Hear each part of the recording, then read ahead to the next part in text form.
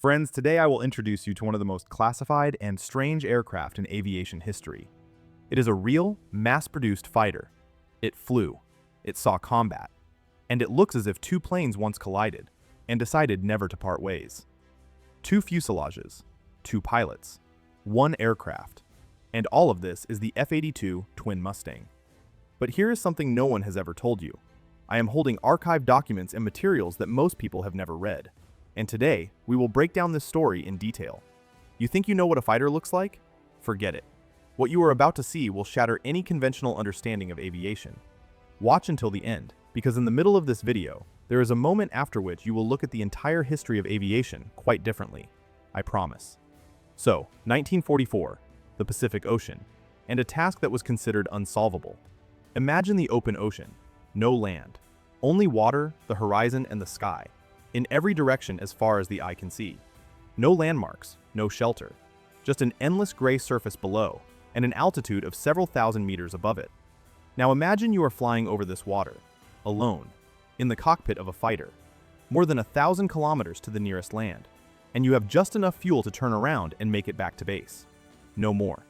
This was the situation American fighter pilots faced in 1944, and from this very situation, one of the most unusual aircraft in aviation history was born. It is 1944. The United States Air Force begins massive bombing raids on Japan. For this, they used the newest strategic bomber, the B-29 Superfortress. It was an outstanding machine. 4 engines, a crew of 11, a maximum flight range of over 5,000 kilometers.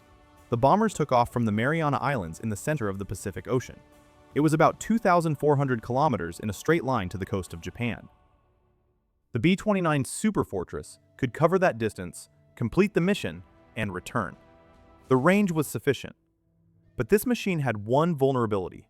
Just one, but a critical one. The B-29 Superfortress flew alone, without escort, without cover fighters.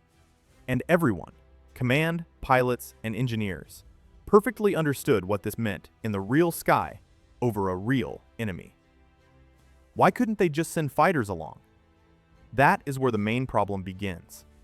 The best American fighter of that time, the single-engine P-51 Mustang, was a brilliant machine. Fast, maneuverable, reliable.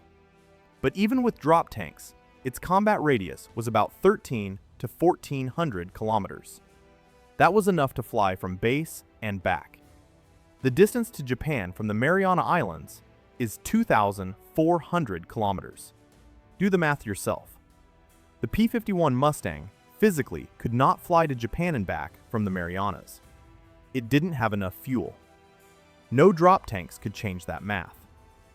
An escort fighter could go part of the way with the bombers, and then would turn around and head back. Beyond that, the B-29 Superfortress flew alone. This was not a tactical miscalculation. It was a technical limitation that was impossible to circumvent with the machines then in service. Command needed a fighter with completely different characteristics. A machine that could fly alongside the bomber for the entire route, from takeoff to the target and back to base. Almost 5,000 kilometers round trip, over the open ocean, without landing. Such a fighter did not exist. But one man believed he knew how to build it. And the solution he proposed was so unexpected that many in the headquarters initially took it for a joke. There are tasks that have no beautiful solution. There is only a working solution. That is exactly the task engineers at the American aircraft company, North American Aviation, received in 1944. The task sounded simple. Create an escort fighter with a flight range comparable to that of the B-29 Superfortress strategic bomber. A machine that could fly alongside the entire route, there and back, over the open ocean. On paper, simple. In practice, nearly impossible. To increase range, you need more fuel. More fuel, more weight. More weight, poorer maneuverability and speed. A fighter that cannot maneuver and cannot catch up to an enemy is no longer a fighter. It is a target. The circle closed. Chief designer of North American Aviation, Edgar Schmood, looked at this task differently. He did not try to stretch the capabilities of a single plane to the limit. He asked a different question. What if we take 2 planes, The idea was radical. Take two ready-made fuselages based on the proven P-51 Mustang fighter, the best single-engine machine of that time, and connect them with a single common central wing. Two engines, two pilots, one aircraft. Why the Mustang specifically? It was not a random choice. The P-51 Mustang was by then the most refined American fighter, a reliable design, a proven engine, well known to pilots. There was no need to invent a new machine from scratch. It needed to be rethought. The new central wing, connecting the two fuselages, provided extra volume for fuel tanks. Two engines provided thrust and reliability. If one failed over the open ocean, the second offered a chance to make it back to base. And two pilots could take turns at the controls on long routes, reducing fatigue. The logic was flawless. The first prototype, designated the XP-82, took to the sky on June 26, 1945. And this is where it gets interesting. When this plane was first rolled out onto the airfield, the reaction of the people who saw it was identical. They stopped, looked again, and asked the same thing. Did they just glue two planes together after a crash? Two identical fuselages, two tail sections, two cockpit canopies, a symmetrical design that didn't fit any familiar silhouette. A profile unlike any other against the sky. The test pilots who were to fly it confessed. The first feeling was strange. It was unclear where to look. Front and back were clear, but something in the proportions of this machine wouldn't give them peace. Too symmetrical, too unusual. But in the air, all doubts vanished. The machine flew confidently, stably. Both engines worked in sync. The controls were responsive. This was not a mock-up or an experiment. This was a ready-to-go combat aircraft. It was named the F-82 Twin Mustang. And immediately, the next question arose. The one that seems obvious on the ground, but in the air turns into something completely different. Two fuselages, two cockpits, two pilots. When you look at the Twin Mustang in a photo, the first question is always the same. Who is flying the plane? The answer is not as simple as it seems. The designers divided the responsibilities between the two cockpits very clearly. In the left cockpit was the mission commander, the first pilot. His workstation was equipped with a full set of instruments, navigation equipment, controls for both engines, all flight controls. The left cockpit was the main one. That was where all decisions were made. The right cockpit was set up differently. It contained only those instruments necessary for direct piloting, the bare minimum. No extra systems. This was the place of the navigator, or the second pilot, the person who could take control, let the commander rest, and monitor the route and landmarks. Such a division was a well-thought-out decision. On routes thousands of kilometers long over the open ocean, one pilot physically could not maintain concentration throughout the flight. Two people could. But here is what is important to understand. This was not the cockpit of a passenger airliner, and not the spacious flight deck of a bomber. This was a fighter. Imagine a space slightly wider than an office chair, the instrument panel half a meter from your face. The cockpit walls pressed against your shoulders, the canopy overhead, pedals under your feet, the control stick between your knees. That's it. There is nowhere else to move. Now imagine sitting in this space for 8 hours. 8 hours is no exaggeration. This is how long combat missions on long-range routes could last. Outside, at cruising altitude, about -40 degrees Celsius. Inside the cockpit, heating, but not the kind the body is used to during long hours of immobility. The vibration from the engines never stops for a minute, a roar that penetrates any headphones. Pilots who flew the Twin Mustang told the same story. After 4 or 5 hours in the air, their legs would start to go numb. Then their arms. You couldn't move, only make small movements with your wrists and feet to maintain circulation. They would land feeling like their bodies needed to be literally unfolded. And in that state, you still had to fight. This is where the second pilot became not just an assistant, but a necessity. While one flew the machine, the other watched the navigation, the state of the systems, the air around them. They switched, without leaving the cockpit, without stopping, simply handing over control and giving each other a few minutes of respite. Two people who did not see each other, separated by the metal structure of the central wing, working as one crew. This required a special kind of trust, the kind that isn't built in a day or even a week of joint training. But the machine was ready. The crews were prepared. It remained to figure out what exactly this machine carried on board, and what it could do to the enemy in case of an encounter. When the designers finished work on the cockpits and fuel systems, they faced the next question: practical, tough. This plane was not built for parades. What would it fight with? The basis of the Twin Mustang's offensive armament was 6 12.7mm Browning machine guns. This was the standard American aircraft machine gun of that time, reliable, well-studied, with a high rate of fire. But what matters is not just what, it is where. All 6 machine guns were installed not in the wings, but in the central section of the wing, the very one that connected the 2 fuselages. This decision might seem purely technical at first glance. In reality, it changed everything. Let me explain why this is important. On most fighters of that time, machine guns were placed in the wings, to the left and right of the fuselage. Because of this, the lines of fire of the left and right guns went at a slight angle toward each other, and converged at a single point in front of the plane. This point was called the convergence point. At the right distance, the fire was dense. Closer or further, it wasn't. On the Twin Mustang, the machine guns stood in the center, between the 2 fuselages. All 6 barrels pointed strictly forward, parallel to the axis of flight. No convergence angle. The fire was equally accurate and dense at any distance within range. This was not a minor detail. It was a fundamental advantage in real air combat. But machine guns were only part of the picture. For ground attack duties, the Twin Mustang could carry 25 127mm unguided rockets. The rockets were placed under the wings on special rails. 127mm, to understand the scale, this is about the diameter of a standard tin can.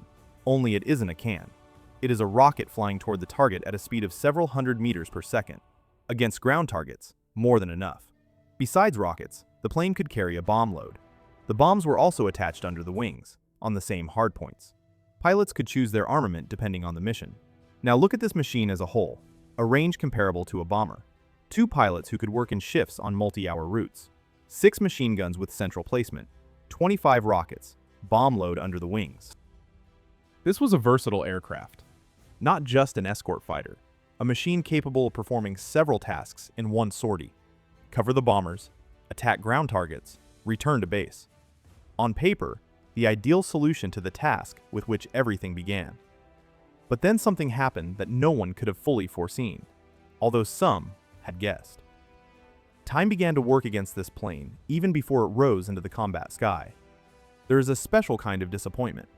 Not loud, not sharp, quiet. Like when you wait a long time for something important, and at the very last moment, everything changes. And you stand there with a finished answer to a question no one is asking anymore. This is exactly what happened to the Twin Mustang. Let's return to the dates. The first prototype took to the air on June 26, 1945. The tests were successful. The machine received the official designation F-82 Twin Mustang and was adopted by the United States Air Force. And on August 15, 1945, Japan announced its surrender. Between the first flight of the prototype and the end of the conflict in the Pacific, less than 2 months passed. Think about it. Years of development, hundreds of engineers, thousands of hours of testing, pilots who mastered the new machine, got used to dual control, and built coordination in crews. All of this was done for one specific task: to escort bombers to the shores of Japan. And a few weeks before this task was to become a reality, it ceased to exist. The official surrender ceremony took place on September 2, 1945, aboard the American battleship Missouri in Tokyo Bay. The conflict in the Pacific ended. The Twin Mustangs remained at the bases, ready, functional, fully staffed with crews, just without a mission. Here's what is interesting about this situation. Among the people who built this machine and prepared to fly it, there was no single reaction. Some felt relief. The end of the conflict meant that the pilots wouldn't have to go on those long-haul routes over the open ocean that this machine was capable of enduring. Others, and there were quite a few of them, felt something else. Not regret over a lost battle, rather, a sense of incompleteness, a question without an answer. We built this, we know how to do this, but we never learned how it works for real. The aircraft remained at bases in Japan. And here begins the part of the story that is talked about the least. Because for the next 5 years, the Twin Mustangs served without a single combat sortie. Patrols, guard duty, training flights, presence in the sky without an enemy. It was a strange existence for a machine created with such a specific purpose. But this waiting had one important consequence. When the situation on the Korean peninsula changed sharply and suddenly in June 1950, the Twin Mustangs were still at their bases in Japan, still in service, still combat ready. And at that moment, these were the only American fighters in the region that could operate from Japanese airfields and cover the entire area of the unfolding events. 5 years of waiting, and suddenly, the task appeared again. Not at all the one for which it was created, but a task nonetheless. June 25th, 1950, 4 o'clock in the morning local time.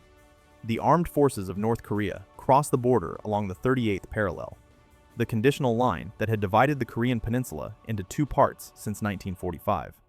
The offensive develops rapidly. South Korean positions do not hold.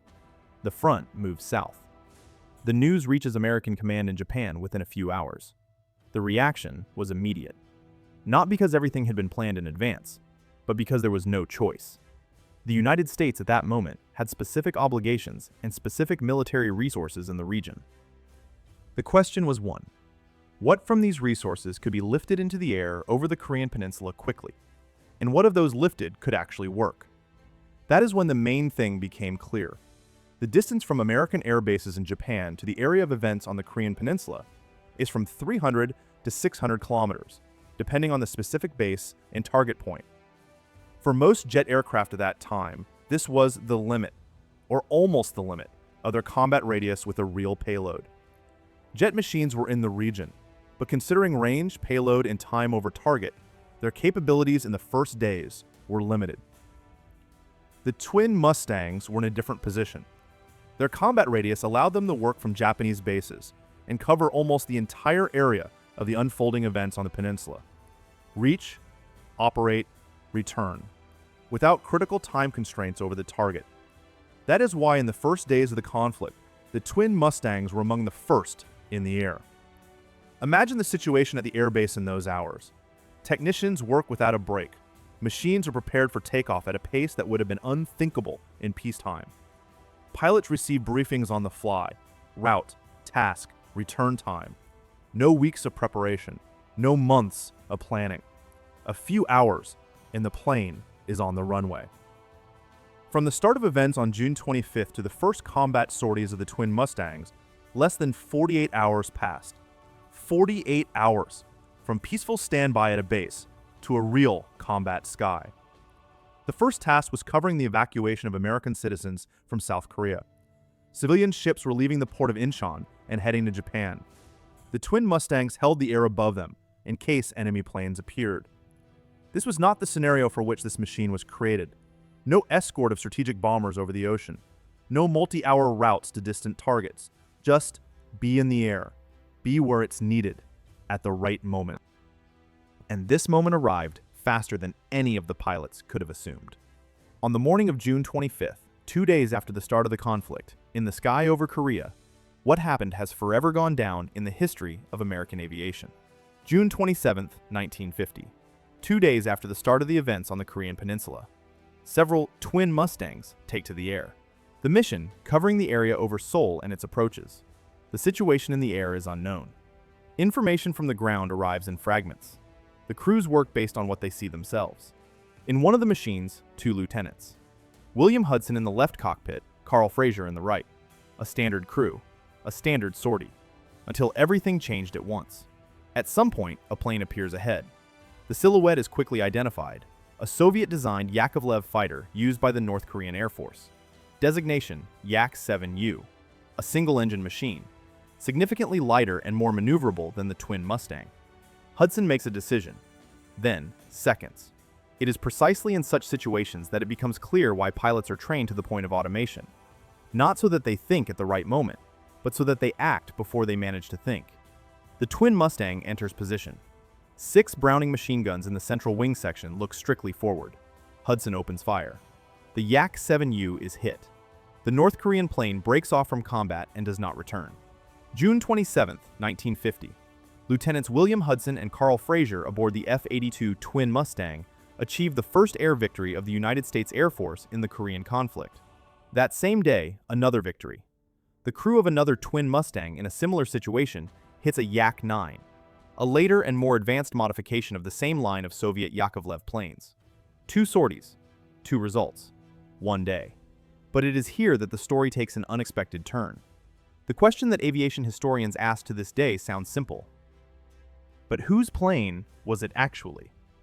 Formally, the Yak-7U was listed in the North Korean Air Force. That is the official version. It is recorded in documents. It is not contested. But here is what is important to understand about that situation.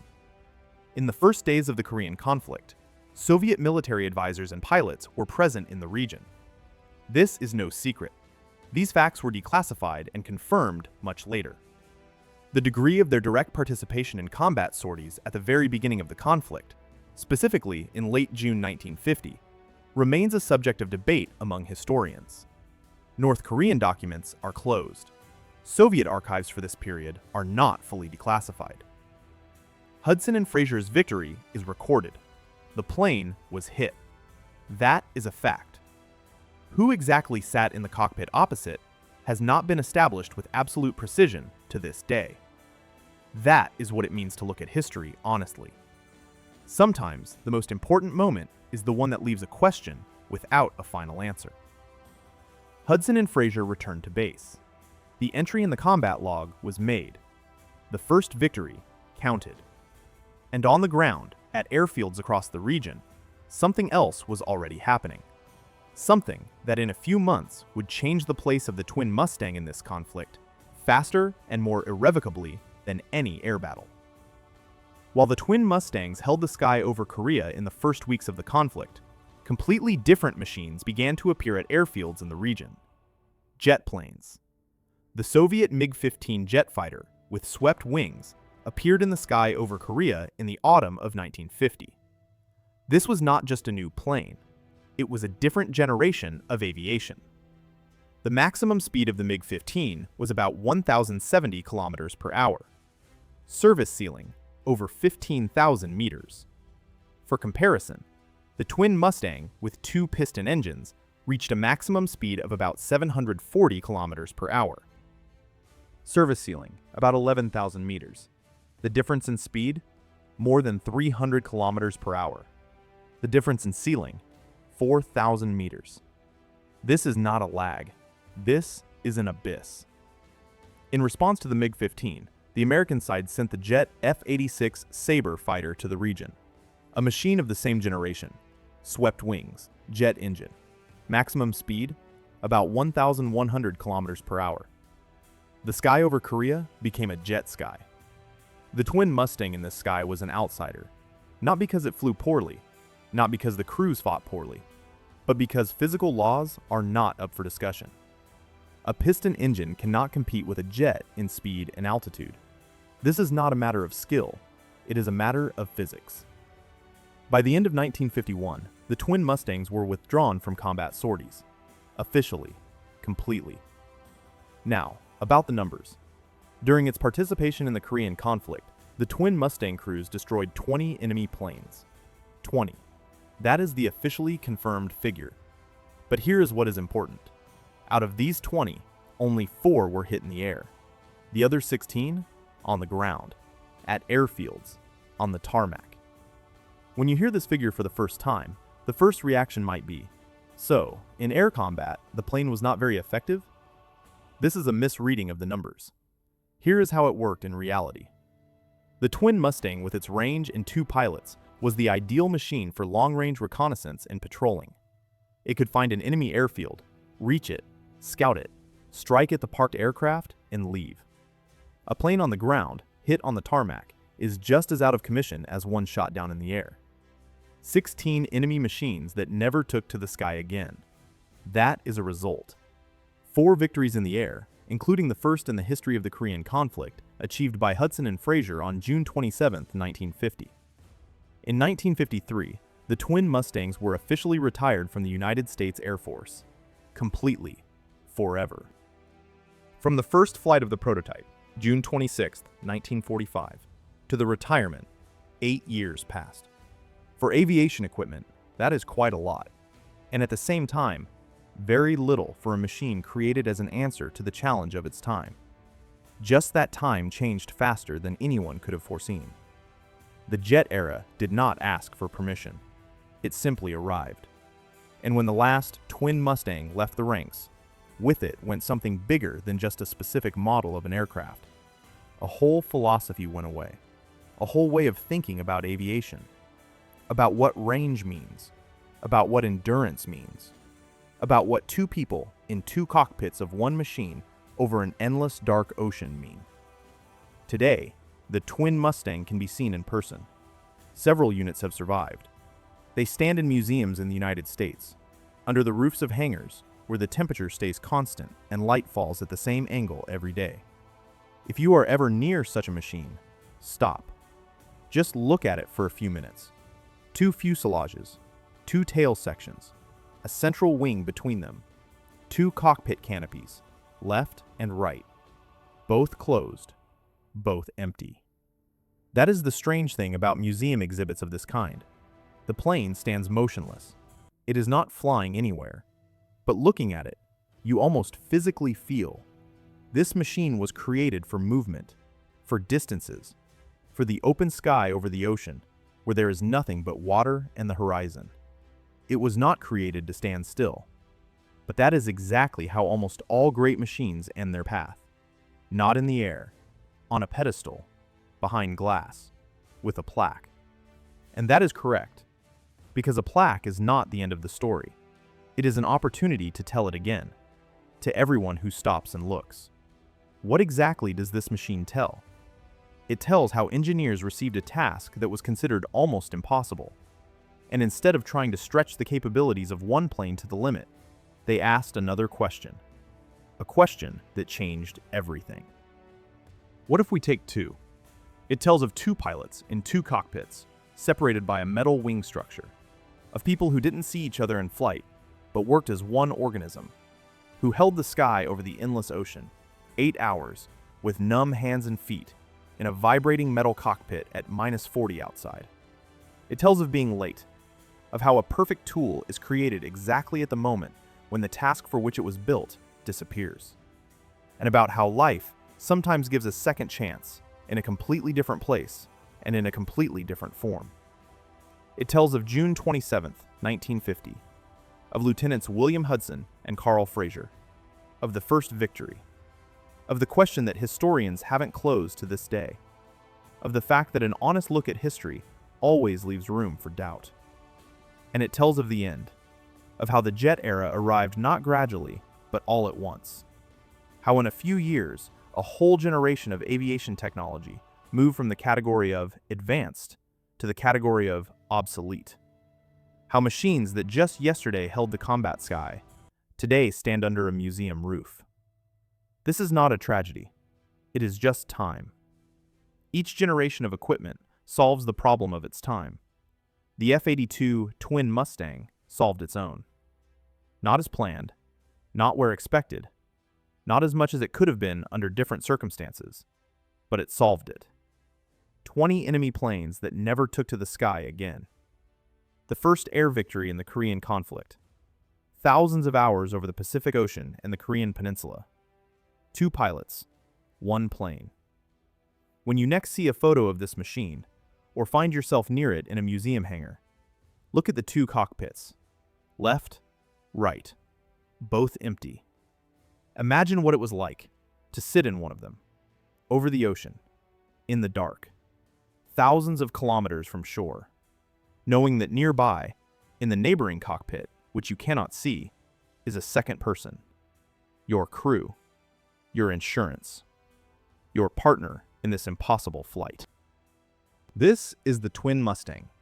Not double because there are 2 fuselages. Double because one person would not have been able to handle this task.